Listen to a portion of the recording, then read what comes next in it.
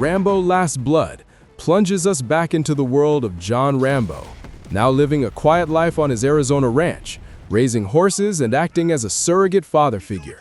When his beloved, niece-like companion, Gabrielle, ventures into Mexico to find her estranged father and is subsequently kidnapped by a brutal cartel, Rambo must abandon his peaceful existence. He unleashes his unmatched combat skills and strategic mind in a relentless, blood-soaked quest for vengeance, turning his very home into a deadly labyrinth.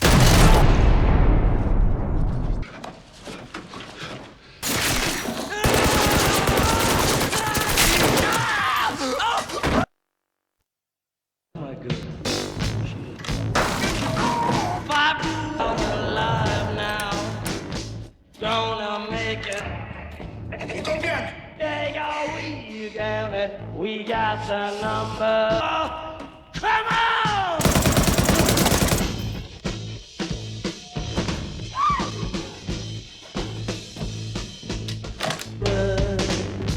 That's of the E.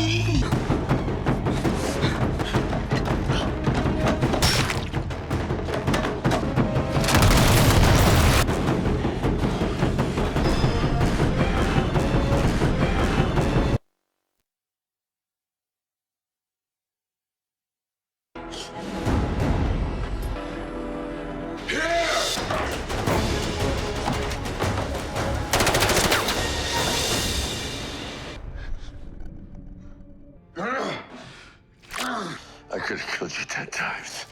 No, fuck you, didn't. Lights!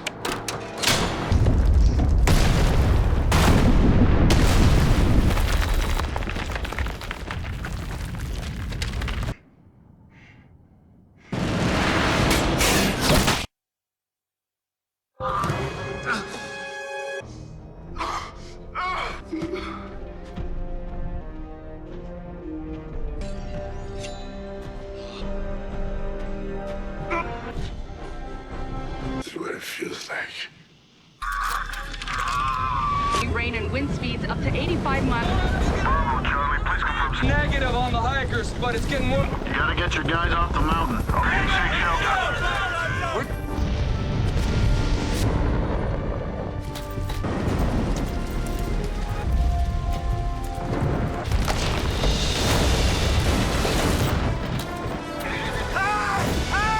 Get on! I can't find River! She's gone!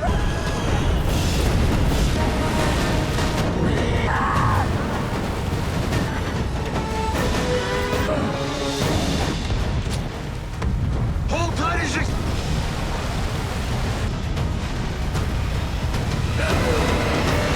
Happy. Man burnout. I killed on the first wave.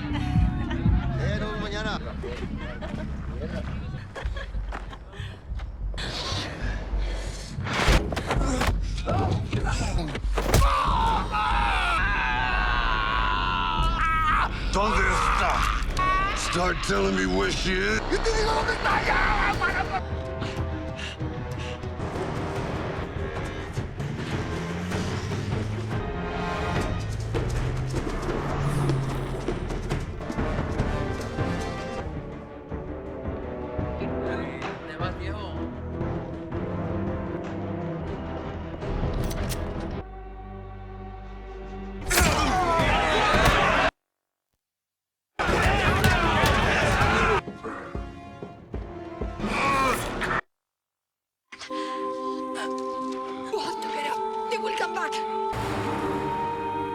Tenemos opciones, $20.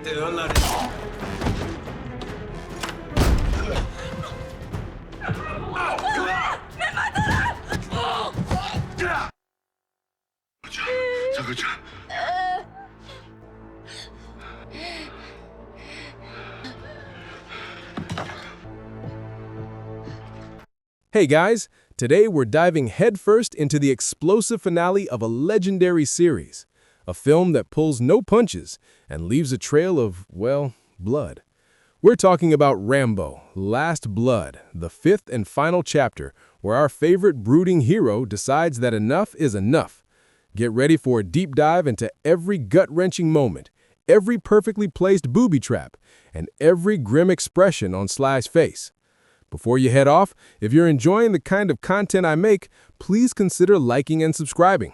No pressure, but it truly helps me keep the action coming. Our story kicks off not with a bang, but with the ominous rumble of a gathering storm in the Arizona desert. We find John Rambo, grizzled and weary, riding his horse through the darkening landscape, his face a roadmap of past traumas. He's part of a search and rescue team, a civilian volunteer, looking for a couple of missing hikers caught in a flash flood. The camera lingers on his intense gaze, his focused determination as he scans the treacherous terrain, the wind whipping dust and debris around him. The rain starts to come down in sheets, heavy droplets turning the dry earth into slick, dangerous mud. He dismounts, tying off his horse, and proceeds on foot, a rifle clutched in his experienced hands. It's clear, even in this relatively mundane task, that Rambo is a man honed by conflict, every movement precise, every sense alert. He navigates a treacherous, narrow ravine, the roar of the rushing water a deafening backdrop to his methodical search. He finds them eventually, two young women trapped against the churning current, one already gone, the other barely clinging to life. He manages to pull the survivor to safety, his strength seemingly boundless even as he battles the force of nature. But the cost is evident in his eyes, a profound sadness, a familiar regret. He couldn't save them both. This opening scene isn't just about a rescue. It's a stark reminder of Rambo's enduring burden, the weight of a life spent in conflict, forever trying to outrun the shadows, even in a quiet corner of the world. He returns home to his sprawling ranch, a place that feels both like a sanctuary and a cage. This ranch, nestled in the heart of Arizona, is Rambo's attempted peace. It's a vast, sun-baked property, filled with horses he cares for and the network of tunnels he's meticulously dug beneath the land. A coping mechanism, a way to keep busy, a place to hide. He lives here with Maria, a kind, elderly woman who's been a part of his life for decades, and her granddaughter, Gabrielle. Gabrielle is effectively his surrogate daughter, a bright, hopeful young woman on the cusp of adulthood. Their bond is palpable, a quiet understanding built on years of shared life. He looks out for her, teaches her, and shelters her, perhaps trying to protect her from the very darkness he carries. He teaches her how to handle a horse, how to mend fences, imparting practical wisdom without ever quite articulating the deeper lessons of survival he embodies. Their mornings are often spent in companionable silence, working on the ranch, the dry desert air filled with the scent of dust and leather. Gabrielle, however, has an ache, a curiosity about her past. She wants to find her biological father, a man who abandoned her years ago and now supposedly lives in Mexico. Maria, ever the voice of caution, tries to dissuade her, painting a grim picture of the man and the dangers that lie south of the border. Rambo, though he doesn't say much, his silence speaks volumes. He's seen what lies across that border, heard the whispers of brutality, witnessed the casual indifference to human life. He knows the kind of man who abandons his child isn't likely to have changed for the better. But Gabrielle is 19, full of youthful idealism and a yearning for connection, a yearning that Rambo understands perhaps more than anyone. She believes she can find closure, that she can finally understand why her father left. It's a classic coming-of-age desire, unfortunately set against the backdrop of incredibly dangerous people. Despite Rambo and Maria's warnings, Gabrielle, fueled by a desire to understand her past, makes plans to go to Mexico. She's convinced she can do this safely, that a simple conversation will bring her the answers she seeks. She confides in her friend, Giselle, who has connections south of the border and offers to help. Rambo, sensing the stubbornness in Gabrielle, tries one last time to appeal to her, his voice low and gravelly. "Don't go, Gabby. It's dangerous." But she's determined, fueled by that very relatable, almost universal need to find out where you come from. Maria's eyes fill with tears, a premonition hanging heavy in the air. As Gabrielle waves goodbye, a pang of unease settles over the ranch. It's the kind of quiet departure that usually precedes a cinematic nightmare. Gabrielle crosses the border into Mexico, meeting up with Giselle in a bustling, somewhat seedy town. The vibrant colors and sounds are a stark contrast to the quiet Arizona ranch. Giselle, appearing more world-weary than Gabrielle, leads her through the narrow, crowded streets to a rundown apartment building, the air thick with street food and exhaust fumes. They find Gabrielle's father, Manuel, in a dimly lit, sparsely furnished room. The reunion is anything but heartwarming. Manuel is a hardened, indifferent man, his face etched with regret, bitterness, or perhaps just simple apathy. He's cold, dismissive, and utterly uninterested in connecting with the daughter he abandoned. He tells her, in harsh, clipped tones, that he never wanted her, that her mother was a mistake, a burden. The words hit Gabrielle like a physical blow, shattering her hopes and dreams of a loving reunion. Her face crumples, tears welling up in her eyes as the harsh reality sinks in. It's a devastating scene, a cruel twist of fate for the hopeful young woman. Dejected and heartbroken, Gabrielle is left reeling, her emotional defenses completely shattered. Giselle, seeing Gabrielle's distraught state, makes a terrible decision. Instead of taking her straight home, she suggests they go to a local club, just to get her mind off things, she says, with a hint of something more sinister in her eyes. The club is loud, pulsing with aggressive music, and packed with shadowy figures. It's not a place for a heartbroken, naive young woman. Gabrielle, still vulnerable and seeking solace, accepts a drink offered by Giselle's acquaintances. The drink, unbeknownst to her, is laced with drugs. Within minutes, she becomes disoriented, her vision blurring, her limbs heavy. The world spins around her as she collapses, slipping into unconsciousness. The last thing she sees are the leering faces of men. She wakes up later, disoriented and terrified, in an unfamiliar room. She's been drugged, assaulted, and enslaved by a cartel that operates a brutal human trafficking ring. It's a horrific twist, turning her innocent quest for answers into a living nightmare. The abrupt shift from familial disappointment to existential terror is a gut punch, serving as the inciting incident for Rambo's inevitable wrath. It's like, you think the worst thing is finding out your dad's a jerk, and then bam, cartel. Always expect the worst with Rambo, I guess. Back on the ranch, Maria is frantic. Days have passed and Gabrielle hasn't returned, nor has she called. Rambo, his instincts screaming danger, attempts to call Maria, but his own face is set in a grim mask. He knows something is terribly wrong. Maria eventually reveals Gabrielle's destination and the reason for her trip, a detail she'd previously kept from Rambo, hoping to shield him. Now, guilt and fear gnaw at her. Rambo doesn't waste a second. He readies himself, gathering his trusty knife, a few essential supplies, and his old, worn-out green army jacket. It's a symbolic moment. The peaceful rancher is once again shedding his skin to reveal the hardened warrior underneath. He tells Maria he'll bring Gabrielle home, his voice laced with an unshakable resolve that chills you to the bone. This isn't just a promise, it's a declaration of war. He crosses the border not with the trepidation of a civilian, but with the focused intensity of a predator entering hostile territory. Rambo arrives in the same dusty Mexican town, a place that now holds a grim significance. He quickly finds Giselle, who is visibly shaken and reluctant to talk. With a quiet but firm intensity that leaves no room for refusal, Rambo presses her for information. He needs details, names, locations. Giselle, intimidated by his presence and the palpable aura of danger surrounding him, eventually caves. She tells him about the cartel, the Martinez brothers, Hugo and Victor, who run the local human trafficking and drug operations. She reveals the location of the club where Gabrielle was drugged and the general area where the cartel holds their victims. Her fear is obvious, a chilling testament to the ruthlessness of the Martinez cartel. Rambo's expression remains unreadable, a stone-cold mask of determination. He's not here for justice in the traditional sense. He's here for his family, and he will tear apart anyone who stands in his way. The stage is set for a one-man army to storm hell.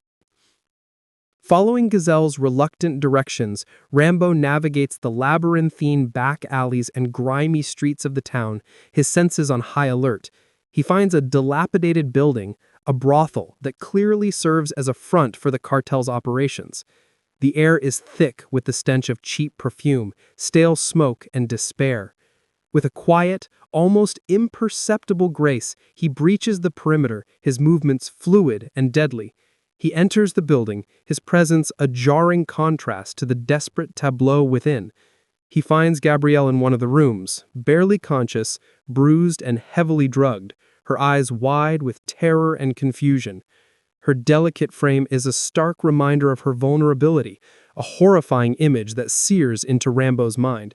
Seeing her in this state ignites a cold, simmering rage within him, a primal fury that has been dormant for too long.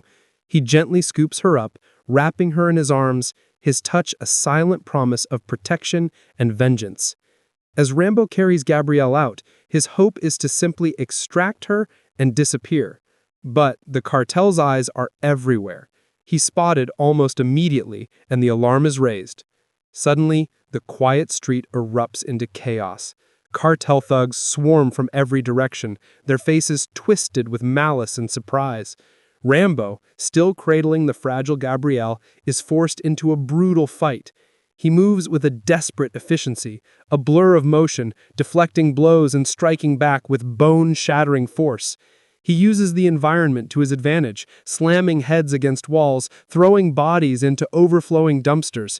The sounds are visceral. The crack of bone, the wet thud of punches, the strangled gasps of men losing their breath, their lives. He's outnumbered, but his skill and his desperate need to protect Gabrielle give him an almost superhuman edge. He takes down several men, but the sheer numbers overwhelm him. He's carrying a dead weight, and his focus is divided. A swift, brutal blow from behind, the sickening crunch of impact, sends him reeling. He collapses, still trying to shield Gabrielle, but the darkness swallows him whole. Rambo wakes up in a living nightmare, bound and broken in a grimy, blood-splattered room. He's been captured by the Martinez brothers, Hugo and Victor, the sadistic leaders of the cartel. They stand over him, their faces a mixture of smug superiority and chilling cruelty. They want to know who he is, why he's interfering, but mostly they want to inflict pain. This isn't just an interrogation, it's a spectacle of torture. Victor, the more openly psychopathic of the two, begins the brutal process. He cuts Rambo with a knife, tracing shallow lines across his chest and arms, then deepening them, relishing the sight of blood. He drives a switchblade into Rambo's palm, twisting it slowly, the scream ripped from Rambo's throat, raw and guttural. Hugo, a cold, calculating monster, demands information about Gabrielle, thinking she must be more than just a family friend to warrant such a rescue attempt. He laughs as Victor smashes Rambo's face repeatedly with a rifle butt, the sickening crunch of cartilage and bone echoing in the small room. Rambo's body is a canvas of torment, his ribs cracking under the force of kicks, his face a swollen, bloody mess. They leave him for dead, tossing his barely breathing body into a field of corpses, a crude message to anyone else who might defy them. It's an agonizing sequence, not just for the physical brutality, but for the profound humiliation and helplessness Rambo experiences. He, the legendary warrior, reduced to a broken shell. It's a bold move for a film to show its hero in such a state, stripped of his power. A reminder that even Rambo can be pushed to his absolute limits. But Rambo, as we all know, is not easily killed. Just as he's fading, a glimmer of hope appears in the form of Carmen Delgado. She's a journalist who has been investigating the Martinez cartel, her own family having suffered at their hands. She finds Rambo barely clinging to life amidst the discarded bodies and takes him in, bringing him to a secluded hideout. She expertly stitches his wounds, cleans the grime and blood from his broken body, and administers basic medical aid. Her touch is gentle, her concern genuine.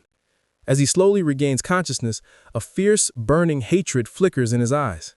He is in excruciating pain. His body a symphony of aches and fractures, but his spirit, though battered, is not broken. His focus, however, is not on his own recovery. His first, rasping words are about Gabrielle. Carmen, with a heavy heart, informs him of Gabrielle's fate. She succumbed to the trauma, the drugs, and the brutal assaults, dying in captivity. The news hits Rambo like a freight train. The hope that had sustained him through the torture shatters, replaced by an inferno of grief and unadulterated rage. His beloved Gabby is gone. The rage that had been simmering now boils over, transforming into a singular, terrifying purpose: vengeance. Carmen tries to reason with him, to warn him of the cartel's power, but her words fall on deaf ears. Rambo's transformation is complete. The wounded animal has become a vengeful god. His time with Carmen is brief, but crucial. She provides not just physical healing, but a measure of human connection that reminds him what he's fighting for, even in his darkest hour. She tells him about the cartel's operations, their strongholds, their routines, inadvertently providing Rambo with vital intelligence for his coming war. Rambo, fueled by an icy, unstoppable fury, returns to his ranch. But this isn't a retreat, it's a preparation. His face is a mask of grim determination, his body still healing, but his resolve unyielding. He barely acknowledges Maria's tearful greetings, his focus entirely on the task ahead. The peaceful sanctuary of his home is about to be transformed into a death trap, a meticulously planned arena for his final, brutal stand. He begins a methodical transformation of his property. The network of tunnels he's dug over the years, once a therapeutic hobby, now becomes a crucial strategic asset. He reinforces them, creating choke points, hidden passages, and dead ends. He begins crafting an arsenal of homemade weapons, drawing upon decades of combat experience and a chilling inventiveness. He sharpens his iconic knife to a razor's edge, its metallic glint reflecting the cold fire in his eyes. He fashions dozens of razor-tipped arrows for his compound bow, each one a promise of pain. He constructs crossbow traps, spring-loaded shotguns, and pressure-activated explosives, burying them strategically around the perimeter of his vast property. He digs deep, jagged punji pits, camouflaging them with branches and leaves, ensuring a gruesome end for anyone unlucky enough to fall in. He strings tripwires, connecting them to grenades and crude but effective pipe bombs. The ranch transforms from a home into a fortress of death, every tree, every rock, every shadow a potential weapon. He works tirelessly, his movements precise, his mind calculating every angle, every possible scenario.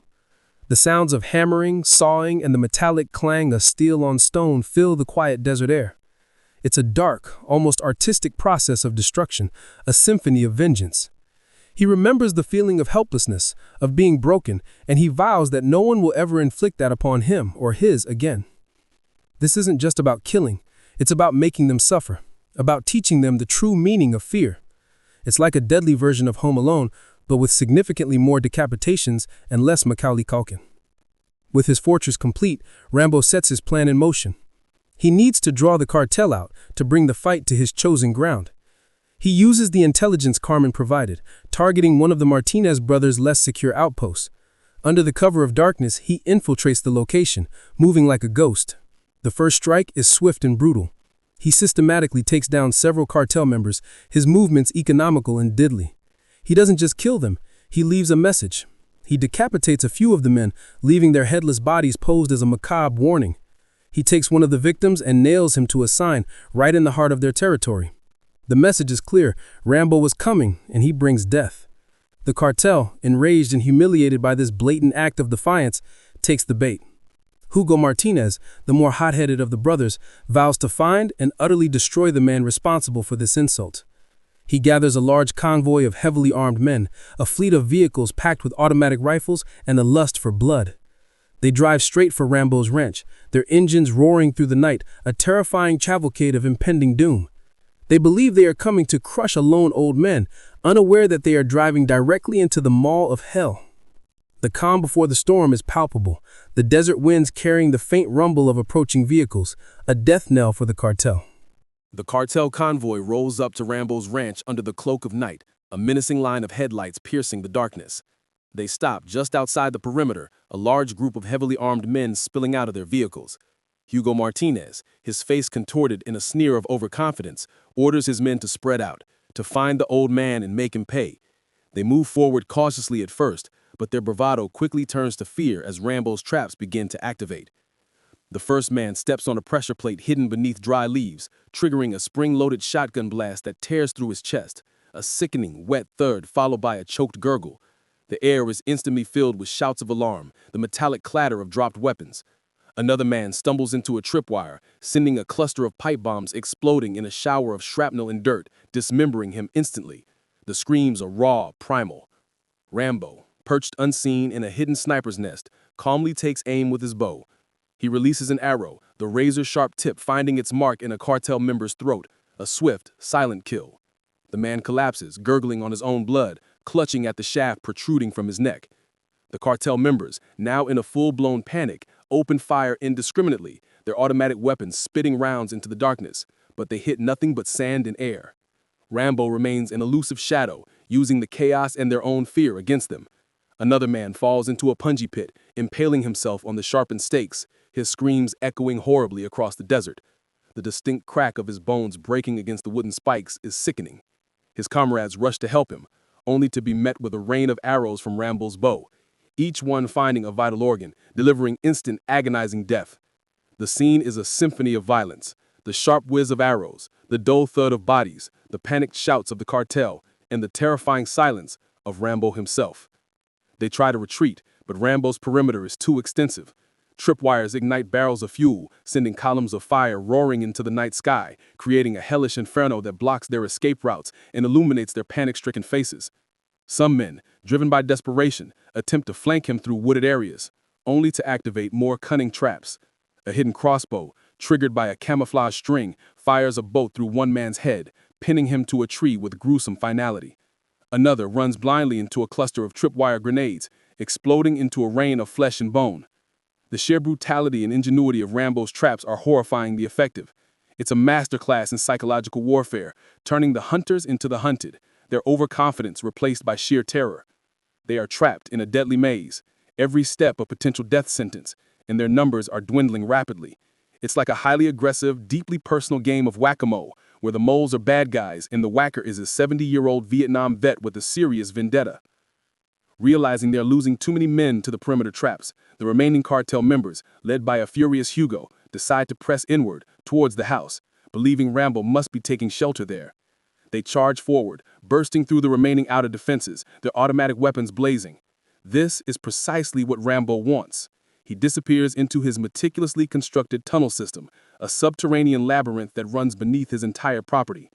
The tunnels are dark, narrow, and suffocating, disorienting for anyone who doesn't know their layout.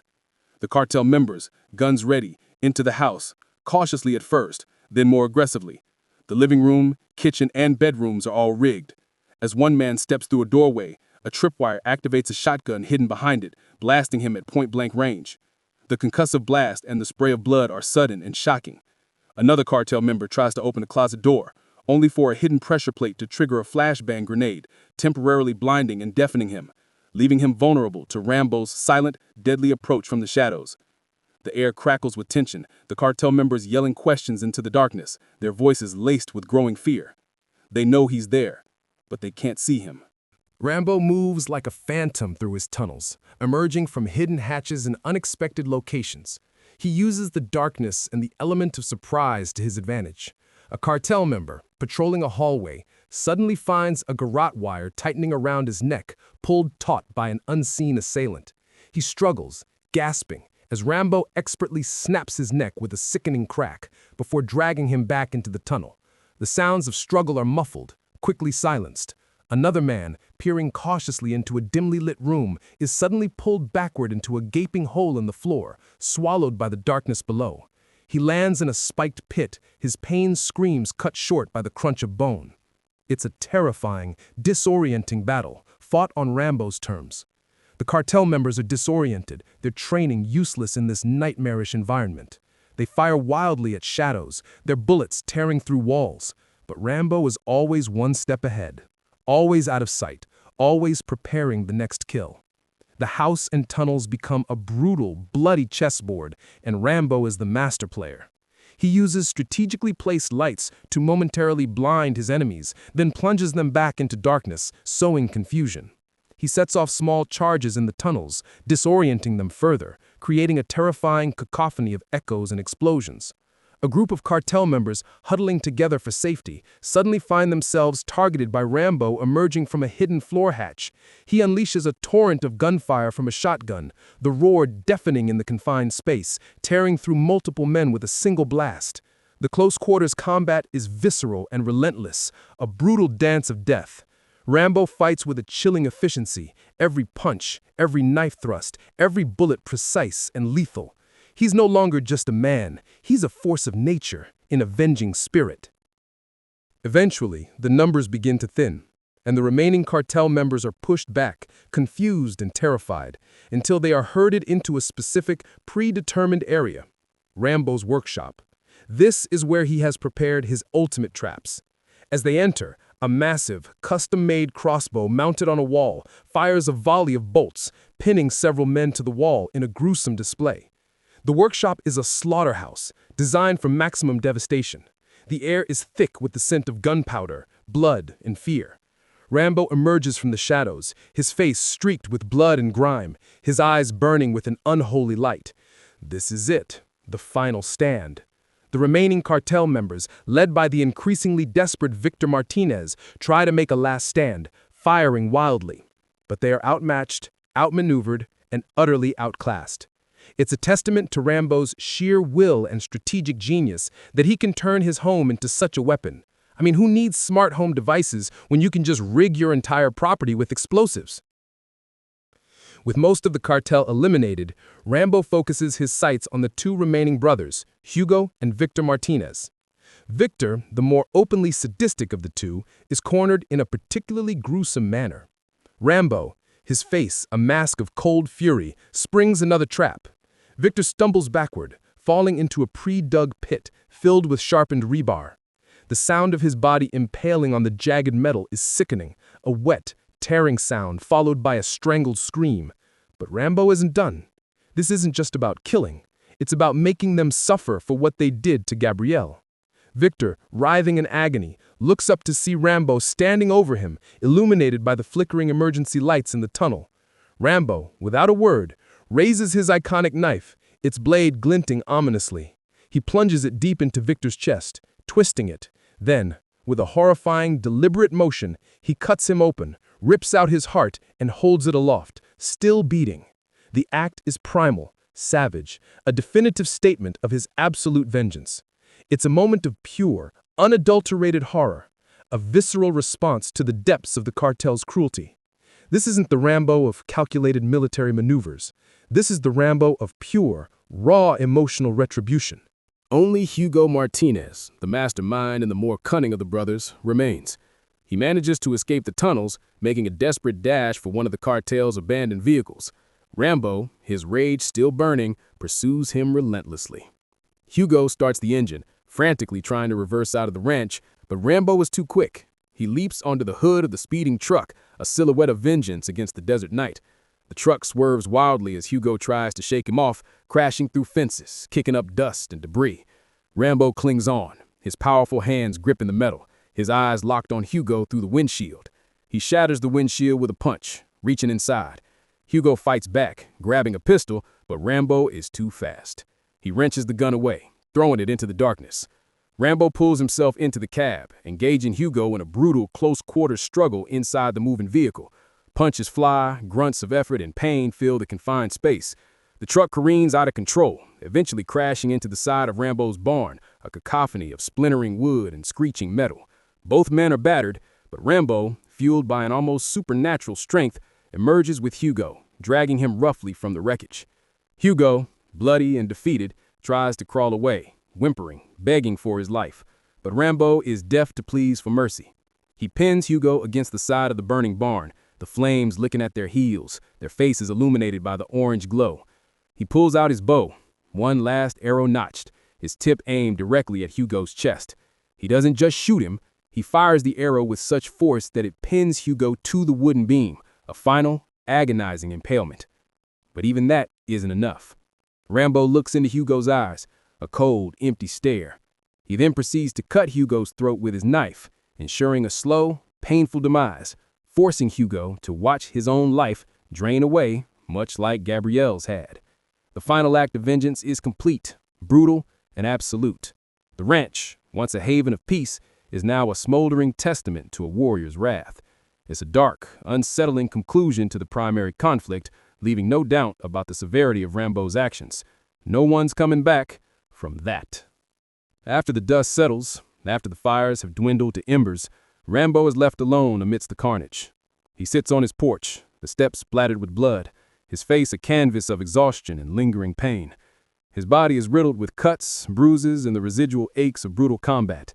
He's covered in the grime of battle, the stench of gunpowder and death clinging to him. Maria eventually finds him there, her face etched with a mixture of fear, relief, and profound sadness. She doesn't need to ask what happened. The scene before her, the absolute destruction of their home, the silence that has replaced the sounds of gunfire, tells her everything. Rambo looks at her, his eyes hollow, empty. He finally breaks his silence, his voice raspy, weary. He speaks of the ending fight, the war that lives within him, a torment that even peace cannot quell. He confesses that he finally allowed himself to give in to the rage, to unleash the monster he tried to suppress for so long, and that it felt good in a twisted, horrifying way. He knows it's not right, that it doesn't bring Gabrielle back, but the act of vengeance offered a momentary, cathartic release. It's a raw, vulnerable moment for Rambo, acknowledging the darkness that will forever define him. The quiet contemplation of his actions, the heavy weight of his choices, paints a stark picture of a man who has found a grim satisfaction but no lasting peace. He's a survivor, yes, but at what cost? In the quiet aftermath, as the sun slowly sets over the scorched landscape, casting long, mournful shadows, Rambo remains on his porch. He's faced the darkest corners of human depravity and unleashed his own terrifying fury in return. The screams of the dying have faded, replaced by the gentle rustle of the desert wind. He closes his eyes, remembering Gabrielle's smile, the innocence he failed to protect. He acknowledges the terrible cost of his actions, the blood on his hands, the monster he allowed himself to become. But, in that same moment, he recognizes the enduring, brutal necessity of his nature. He's a warrior, destined to fight, to endure, to protect. His battle may be over for now, but the war within him, the echoes of 1,000 past conflicts, will never truly cease. As he slowly rises, a figure of strength and sorrow, he walks towards his horse, a silent understanding passing between man and beast. He mounts the horse, the saddle creaking under his weight, and rides away into the fading light, leaving the ravaged ranch behind. The silhouette of a man, alone against the vast, indifferent desert, a soldier, forever seeking a peace he may never find. The journey continues, even when the destination is unknown. Rambo Last Blood is a raw, visceral, and unashamedly brutal conclusion to one of cinema's most iconic action sagas. It's a polarizing film, certainly, but it delivers on its promise of a definitive, no-holds-barred final fight for John Rambo. This movie strips away much of the political commentary of earlier installments and boils Rambo down to his essence, a relentless, unstoppable force of nature when pushed to his absolute limit. It might not be pretty, but it's undoubtedly impactful, leaving audiences with a grim, thought-provoking image of a hero forever entangled in the shadows of war.